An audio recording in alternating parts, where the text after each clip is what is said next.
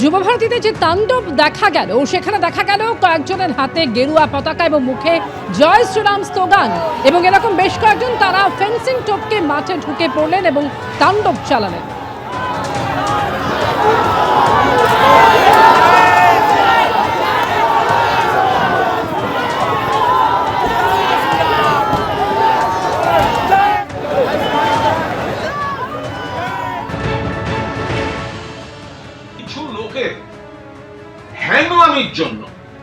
হ্যাংলামির জন্য এরকম একটা লজ্জাজনক পরিস্থিতি কলকাতার উপর হলো।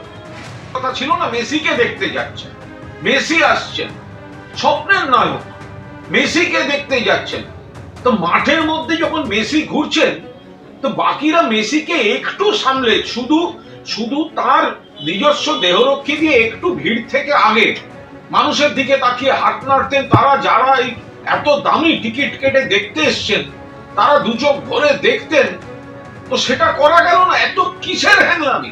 জল ছুঁড়েছেন কিছু দর্শক, জল ছোড়াটা হয়তো অন্যায়, উচিত নয়, আলাদা, বাট তাদের ক্ষোভটা কি করে অস্বীকার? মেসি উন্মাদনায় যুব ভারতীতে যে বিশৃঙ্খলা তৈরি হলো সেই ছবি রেখেছি আপনাদের সময়। নির্ধারিত সময়ের আগে মাঠ ছাড়তে হলো মেসিকে। দর্শক আসন থেকে ছোড়া হলো একের পর এক জলের বোতল। প্রিয় তারকা, প্রিয় ফুটবল তারকাকে ভালোভাবে না দেখতে পেয়ে ক্ষোভের বিস্ফোরণ এভাবেই আছড়ে পড়ল।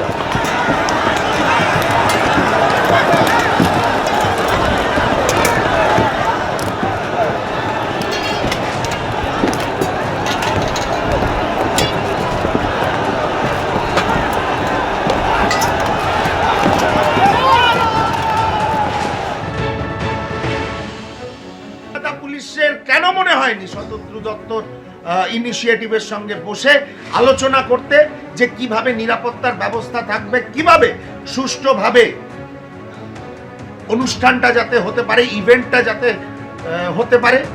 সব জায়গায় গিয়ে তৃণমূল নেতাদের বগল দাবা করে স্টারদের কোলে নিয়ে ঘুরতে হবে। তো সেই টাকাটা আয়োজক এবং তৃণমূল নেতাদের, তৃণমূলের মন্ত্রীদের মধ্যে ভাগাভাগি হবে। তো তাতে আপনারা মেসিকে দেখতে পেলেন কি না পেলেন কিচ্ছু যায় আসে।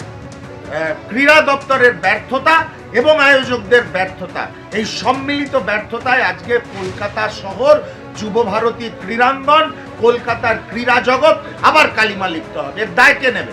মাঠের দখল নিলে উন্মত্ত জনতা, এমনকি মাইকে স্ট্যান্ড নিয়ে দেখা গেল যে মঞ্চে উঠে ভাঙচুর করতে মেসির জন্য নির্দিষ্ট যে শামিয়ানা ছিল তাও উপড়ে ফেললো উত্তেজিত জনতা।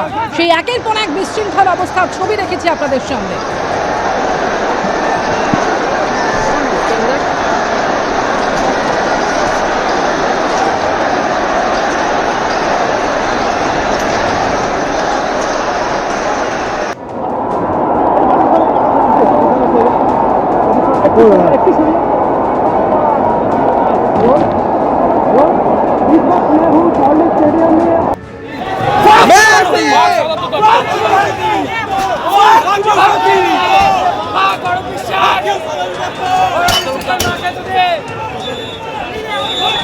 আমাদের যেটুকু এক্সপেকটেশন ছিল সেটা হচ্ছে যে মেসি আসবে, অবভিয়াসলি সে মাঝ মাঠে একটু দাঁড়াবে বা একটু সবাইকে ওয়েভ করবে, এটাই সমস্যার জায়গাটা হচ্ছে যে মেসি পুরো জায়গাটা যেখানেই যা হেঁটেছে সেখানে মনে হচ্ছে যে একটা মৌমাছি চাকের মতন ঘুরছে।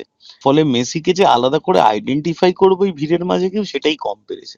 আমার মনে হয় যে এই পুরো জিনিসটা এড়ানো যেত যদি মেসি একবার মাঝ মাঠে এসে একা দাঁড়াতো, বা যদি একটু মেসি একবার দর্শকদের দিকে একলা ওয়েভ করতো। সবাই চেয়েছিল মেসিকে একবার একলা দেখতে, সেইটা একবারের জন্য পাওয়া যায়নি। এই যে এত মানুষ মেসিকে ঘিরেছিল এবং মেসিকে তারা এমন ভাবে ঘিরেছিল, মেসিকে বাইরের লোকরা যারা আমরা দর্শক আসনে ছিলাম তারা দেখতে পাইনি। এটাই মূলত হতাশার কারণ। আমিও আমার ছেলে জুজুকে নিয়েই মাঠে গেছিলাম। ও যতটুকু দেখেছে সেটা স্ক্রিনে দেখেছে, কিন্তু সত্যি ওইখানে মাঠে বসে মেসিকে আইডেন্টিফাই করাটা একটু শক্তই ছিল। এবিপি আনন্দ এগিয়ে থাকে, এগিয়ে রাখে।